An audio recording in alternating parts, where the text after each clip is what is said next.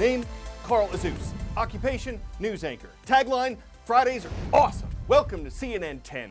First international event we're explaining today concerns a breakup. The European Union is composed of 28 European countries. They have an economic and political partnership, but in June of 2016, voters in the United Kingdom decided their country would leave the European Union. This became known as the Brexit, as in British exit from the EU. It is a very complicated process. For instance, European Union countries trade with each other without tariffs on goods. When Britain leaves the EU, will it have those taxes reinstated when trading with the rest of Europe? Immigration, legal decisions, relationships with other countries, all of this has to be worked out.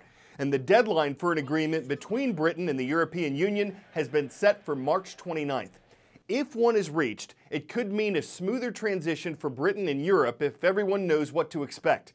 But it has some sticking points. One of them is Northern Ireland. It's part of the United Kingdom, and it would leave the EU with the rest of Britain, while the Republic of Ireland would stay in the EU. Northern Ireland and the Republic of Ireland are on the same island. Would a hard or controlled border need to be rebuilt between these two sides? There used to be one when there were decades of conflict between them. A peace deal in 1998 called the Good Friday Agreement led to the open border that you're about to see.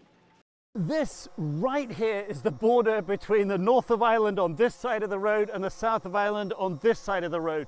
The road here is quite literally the border. There's no razor wire, there's no check posts, there's no customs posts here. There is in total between north and south about 310 miles of border, and it is crisscrossed by about 300 to 400 different roads. But Brexit could bring a change to all of that, because Theresa May, the British Prime Minister, has said that Brexit means leaving the European Union, leaving the single market, which throws open the question of what happens to this border.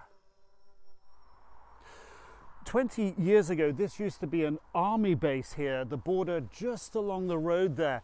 And it was one of many army bases that controlled the border. A lot of those little lanes that we were looking at there, they were blocked off, couldn't be used. That building over there, the army used to use that for checking the vehicles, a sort of customs post, if you like. But now, since the Good Friday Peace Agreement that ended the violence, ended the need for the army, this road here, it's opened up again, back to business, if you will. And there's a real economic benefit going on here. This town is beginning to thrive again. Today, border crossings like this one on the main highway have never been so busy. More than 1 million vehicles a month crossing over all these borders. $1.5 billion worth of trade between Britain and the Republic of Ireland. No one wants to lose this economic benefit of an open border. The Irish government says that the border should not become hard. The British government, with this negotiation, is in a very difficult position right now. The European Union supports the Irish government. The borders, they want them open for trade. 10-second trivia. Bit of a geography quiz today. Which of these nations is located between Egypt and Jordan? Israel, Libya, Saudi Arabia, or Syria? Only the nation of Israel shares a border with Egypt and Jordan.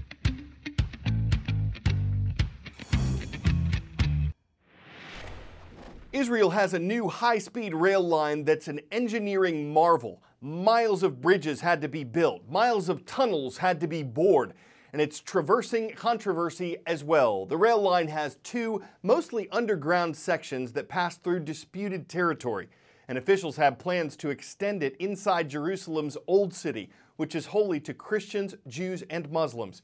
This area's first electric railway is scheduled to open to the public in the weeks or months ahead.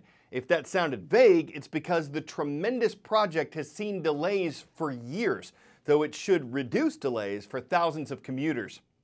This train is the largest transportation project in Israel, costing a whopping $2 billion. When you get on board, you're stepping into the future alongside the past. It'll be the quickest way for pilgrims to get to the holy city of Jerusalem, or a businessman going to the tech hub of Tel Aviv for a meeting. It's also going to reduce the commute between the Mediterranean plains and the Judean hills, which usually takes about an hour to two to less than 30 minutes. This project, though, has been delayed. It's 10 years behind schedule. Officials blame bureaucratic problems that they've encountered, but they hope to have 50,000 people riding this train a day at its peak. This project truly is immense. There's 14 kilometers of tunnels and bridges, like one we're traveling through right now, but it isn't without controversy. This tunnel runs through the West Bank. Something also that is interesting is that the train station in Jerusalem is one of the top 5 deepest in the world and was built to withstand a nuclear blast. And you won't be able to ride alongside me anytime soon, as it's expected to be open to the public in the next few months. CNN's Positive Athlete series highlights high school students who overcome adversity or help others do that across the U.S. If that sounds like someone you know, you can nominate him or her at cnn.com/positiveathlete. Lamont Smith is someone who's reaching out from his hometown of Duluth, Georgia, to people in need several states away. Lamont started getting involved in basketball when he was about 5 years old. Basketball teaches you more than what you just do on the court. Like, they teach you stuff about life that you don't even realize you're learning. He's a floor general. He understands the game inside and out. Off the court, he's an amazing kid. He's big in the community. He knows what he's doing as far as help and relief, and he really cares about people in general. When I was about 6th grade, a house down the street caught on fire right before Christmas time. There was a little boy, he was like 5, 6 years old, and his parents had just bought him an Xbox. And I had one already, but like I barely played it, so it didn't make sense because as a kid, like I pretty much got everything I wanted. So when they told me that, I just gave him the Xbox, like, you can have it, Christmas gift. Hurricane Harvey, one of his old teammates, him and his family happened to move to Houston.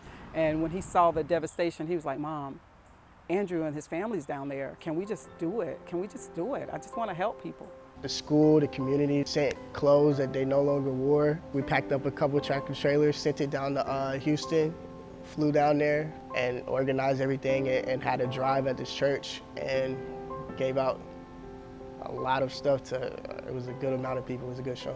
What we took to Houston, we did truckloads of water. We took diapers, any type of toiletries. We collected clothes. We did basically anything that you would need for your everyday household. I believe in good karma, so I feel like if you do help out, something will come in the future and return on you. And I mean, all in all, it's a good thing to do. I don't see why you wouldn't want to get back. He's never said it. It's just like, okay, we've done it. What are we gonna do next? He doesn't take it as anything to get glory out of it. And that's what I think I love about him so much.